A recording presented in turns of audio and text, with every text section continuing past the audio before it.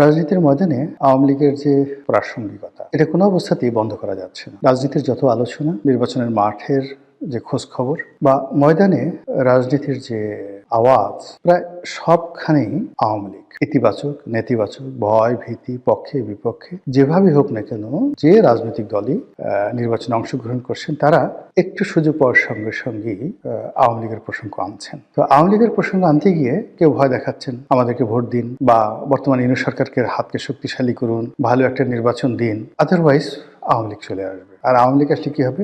ডলা, এমন ডলা দেবে একেবারে কিয়ামত পর্যন্ত সেই ডলা বলতে পারবেন। এগুলো একটা গ্রুপ। দ্বিতীয়ত হলো দেশি বিদেশি বিভিন্ন পক্ষ, তারা বলার চেষ্টা করছেন যে আওয়ামী লীগকে ছাড়া নির্বাচনটা গ্রহণযোগ্য হবে না, ভালো হবে না, ভালো নির্বাচন হবে না, তোমরা টিকতে পারবে না, বেশি দিন থাকবে না। এই কথাগুলো অহরহ কিন্তু বলা হচ্ছে।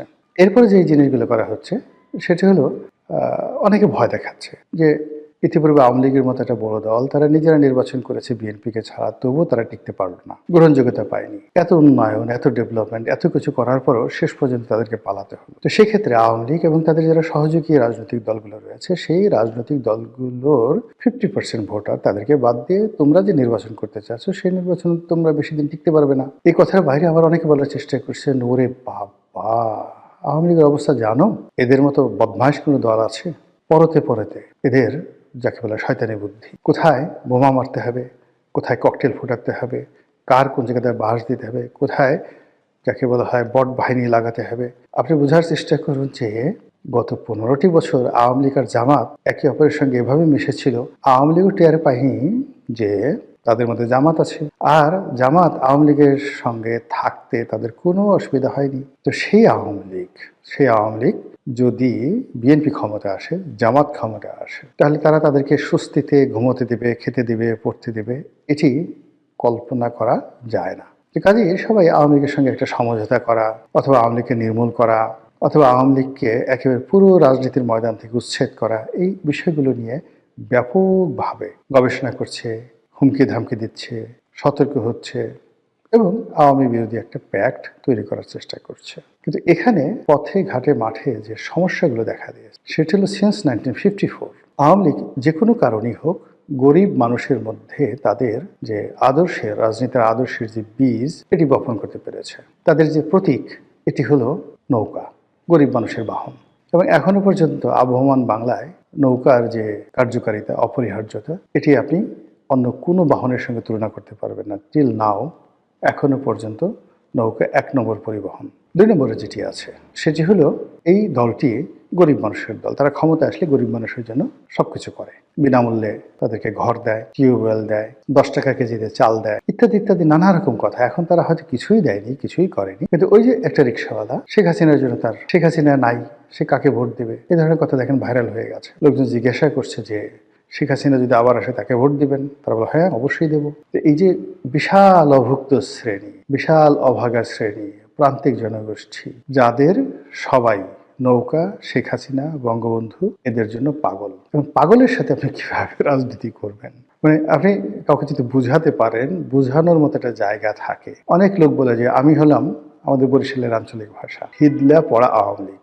আমি যখন করতাম, আমি যখন বিএনপিতেও গেছি, হাসতে হাসতে আগে আসলো যে এমপি সাহেব কাজটা করলেন কি, আপনি আওয়ামী লীগ ছেড়ে বিএনপিতে গেলেন, এই দেখেন আমাদের আওয়ামী লীগ করতে করতে শরীরে হিদলা পড়ে গেল, জীবনে কিছুই পাইলাম না, কিন্তু আওয়ামী লীগ তো ছাড়ি নাই, আপনি আওয়ামী লীগ ছেড়ে গেলেন কেন? আপনি এই কথা কি জবাব দেবেন বলেন? পরনের কাপড় ছেঁড়া, গায়ে গেঞ্জিটি পর্যন্ত নেই, কিন্তু মানে মুখ ভরা হাসি, দাঁত অনেকগুলো পড়ে গেছে, পান খেতে খেতে কালো হয়ে গেছে, আওয়ামী লীগ করে। এখন আপনি তাদের বিরুদ্ধে কিচ্ছু বলতে পারবেন না, বললেই সে আপনাকে আক্রমণ করে পড়বে। এইরকম একটা যাকে বলা হয় ফ্যানাটিক, একটা দুটো নয়, লক্ষ লক্ষ। এখন ঢাকা শহরে কত লাখ লোক রিক্সা চালায় বলেন তো আপনি? বা সারা বাংলাদেশে রিক্সা আছে কত? এই রিক্সাওয়ালাদের মধ্যে 99% লোক আওয়ামী লীগ করে, কেউ জামাত করে না, কেউ বিএনপি করে না। ঠেলা গাড়ি চালায় কত মানুষ, বুয়া আছে কত, এই বাংলাদেশে কত বুয়া আছে, গ্রামের কৃষক আছে কত, মেহনতি মানুষ, কুলি মজুর মোটে আছে কত, নাপিত আছে কত, ধোপা আছে কত, যে দেখেন 99% লোক তারা আওয়ামী লীগ করে, সব হিদলা পড়া আওয়ামী লীগ।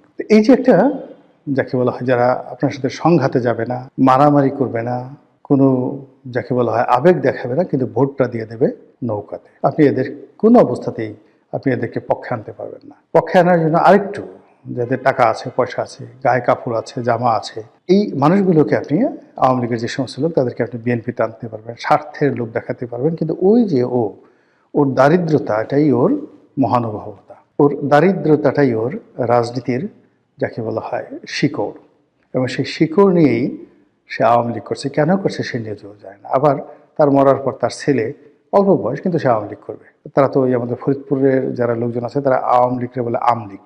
আর পরবর্তীতে যেখানে আমি নির্বাচন করেছি বরিশাল, সেটা ওরা আবার আওয়ামী লীগ বলে না, ওরা আওয়ামী লীগই বলে আর কি। তো যেটা বলছিলাম যে এই যে তাদের যে একটা ফান্ডামেন্টাল গ্রুপ আছে, এটা তাদের একটা মূল পুঁজি, তাদের বিনিয়োগ, তাদের অ্যাসেট, এটার উপর নির্ভর করে তারা অনেক কিছু করে। এরপরে যেটা আছে সেটাও তাদের একটা খুব ডেডিকেটেড কর্মী বাহিনী আছে। বাংলাদেশে এখন পর্যন্ত যে রাজনৈতিক দলগুলো রয়েছে তাদের সবার চাইতে সবচেয়ে ইফেক্টিভ, সাহসী তাদের একটা কর্মী বাহিনী আছে, এবং এরা খুবই খতরনাক। দলের জন্য তারা সব কিছু করতে পারে, বিভিন্ন রকম খতরনাক। আর এই খতরনাক কর্মীদেরকে দিয়ে তারা 1954-এ কি না করেছে, 1956-এ পুরো পূর্ব পাকিস্তান তছনছ করে ছেড়ে দিয়েছে, 1958-59-এ আইয়ুব খানের মার্শাল লকে চ্যালেঞ্জ করেছে, 62 সনে আইয়ুব খানের পুরো মসনদকে কাঁপিয়ে দিয়েছে, 66 সনে পুরো পাকিস্তানকে কাঁপিয়ে দিয়েছে, 69 একটা গণ অভ্যুত্থান করেছে, 70 একটা নির্বাচন করেছে, আর 71 একটা যুদ্ধ করেছে, মুক্তিযুদ্ধ। ফলে 1952 থেকে 1972 পর্যন্ত প্রত্যেকটি বছর, মানে 52 থেকে 72, 20 বছর, এই 20 বছরের যে সংগ্রামী জীবন, এই সংগ্রামী জীবনে তাদের যে রাজনীতির কৌশল, রাজনীতির পারঙ্গমতা, রাজনীতির সফলতা এবং রাজনীতির যেটাকে বলা হয় অ্যাচিভমেন্ট, প্রাপ্তি, এর সঙ্গে আপনি এশিয়া সাবকন্টিনেন্টের অন্য কোনো রাজনৈতিক দলের এই glorious 20 years of success in the field of politics, revolution, liberation war and মানে ইলেকটোরাল পলিসিতে সরকার গঠন করে রাষ্ট্র চালানো, স্বর্ণতে তারা সরকার চালিয়েছে। তো সব মিলে এই 20 বছর হলো তাদের রাজনীতির স্বর্ণ সময়। এই স্বর্ণ সময় তাদেরকে একটা লিগেসি দিয়েছে, এবং সেই লিগেসি ব্যবহার করে 21 বছর পর ওই 20 বছরের লিগেসি ব্যবহার করে 75-এর 15ই আগস্ট থেকে শুরু করে একেবারে 1996 সন পর্যন্ত 21টি বছর ধরে তারা ক্রমাগত কচ্ছপের মতো তারা এগিয়েছে। কচ্ছপের মতো যাকে কামড়ে ধরার তাকে কামড়ে ধরেছে। 80-র দশকের যে পত্রপত্রিকাগুলো, সেটা বিচিত্রা, বিচিন্তা, আজকের সূর্যোদয়, নয়া পদধ্বনি থেকে শুরু করে যত নাম করা পত্রিকাগুলো ছিল, সেখানে গিয়ে দেখবেন যে শেখ হাসিনার পোর্ট্রেটগুলো কি ছিল। বিশাল একটা নাক ছিল, লম্বা একটা মানে গোল একটা চোখ ছিল, তাকে নানাভাবে চিত্রিত করার চেষ্টা করা হয়েছে, ভয়ঙ্কর, তারপরে শেষে দানবী, তারপরে শেষে ডাইনি, কি না করার চেষ্টা করেছে ওই সময়টাতে, এরশাদ জামানাতে। কাজ হয়নি, তিনি ওইগুলোকেই যে প্রাইড হিসেবে নিয়েছেন। প্রাইড হিসেবে নিয়ে পুরো এরশাদের জমানায় এরশাদকে জলে, স্থলে, অন্তরিক্ষে তছনছ করে ছেড়ে দিয়েছে। এরশাদের পরে আবার 91 থেকে 96 সে মানে বেগম জিয়ার জমানা, তছনছ করে ছেড়ে দিয়েছে, ঘুম হারাম করে দিয়েছে। তখন তো বেগম জিয়া অনেক শক্তিশালী ছিলেন, সরকারও শক্তিশালী ছিল, দেশের বিধি ব্যবস্থা, আইন কানুন এখনের সাথে 100 গুণ পারফেক্ট ছিল, পুলিশের অনেক ক্ষমতা ছিল। তারপরও ওই সময়টাতে আপনি গিয়ে দেখেন আওয়ামী লীগের যে রাজপথের যে তাদের যে পারঙ্গমতা, ইফেক্টিভনেস, বদমাইশি, কূটনীতি, ভালো মন্দ সব মিলিয়ে, মানে এক একটা নেতা মানে কি, এক একটা নেতা মানে এক একটা পরশ পাথর, এক একটা নেতা মানে বটবৃক্ষ, এক একটা নেতা মানে ইবলিস, সব মিলিয়ে আওয়ামী লীগ। আমাদের ওই অঞ্চলে একটা স্লোগান আছে, জাতে মাতাল তালে ঠিক, আমরা সবাই আওয়ামী লীগ। আর একজনে বলতেছিল ওর বাড়ি কোথায়, বলতেছে নোয়াখালী, সঙ্গে সঙ্গে সে মাথায় হাত দিছে, বলেন কি ভাই, মুখ কালো হয়ে গেছে, কি হয়েছে ভাই, একে তো আওয়ামী লীগ, তারপরে আবার নোয়াখালী বাড়ি, বুঝতে পারেন। যে কোনো একটা ডিল করার আগে সে চিন্তা করছিল, সে এই হলো আওয়ামী লীগের পরিচয়। আবার সেই আওয়ামী লীগ 2001 থেকে 2006 পর্যন্ত, এবং 111 সব আরও 2 বছর কি করেছে বাংলাদেশে। তাহলে দেখুন ওই যে 20 বছরে তাদের যে সংগ্রামী জীবন, তারপর আবার 21 বছরের যে সংগ্রামী জীবন, 20 আর 21 41 বছর।